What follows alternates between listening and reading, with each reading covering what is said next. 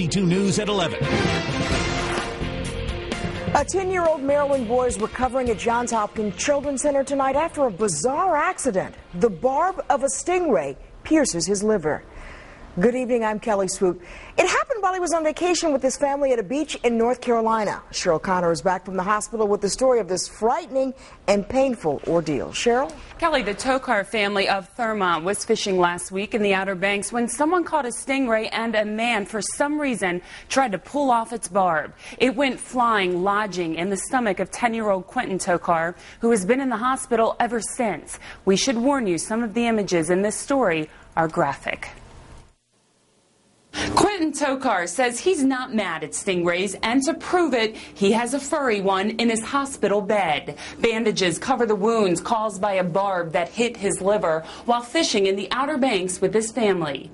I was 8 to 10 feet away, and it flew through the air and hit me in my stomach and pierced my liver. I started screaming, get it out of me. Quentin's parents were nearby. They were telling a stranger not to pull the barb out of a stingray that had been caught, but he kept trying until it went airborne. You could see about an inch and a half of it was still sticking out of his chest.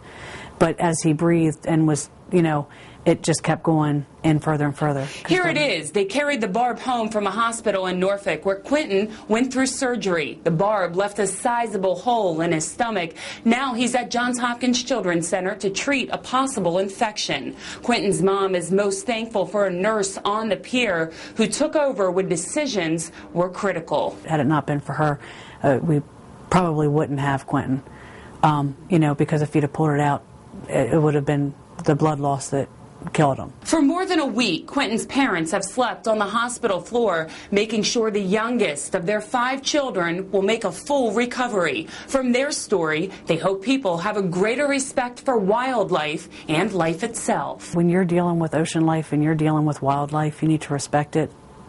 And if you don't know what you're doing, you don't need to be out there trying to act cool. It wasn't the stingray's fault. It was the guy who was trying to pull off the barb's fault. And Quentin may go back home to Thurmont tomorrow. He will start 5th grade in just a few weeks, and he's prepared to tell all about his summer vacation to his classmates. Cheryl Conner, ABC2 News.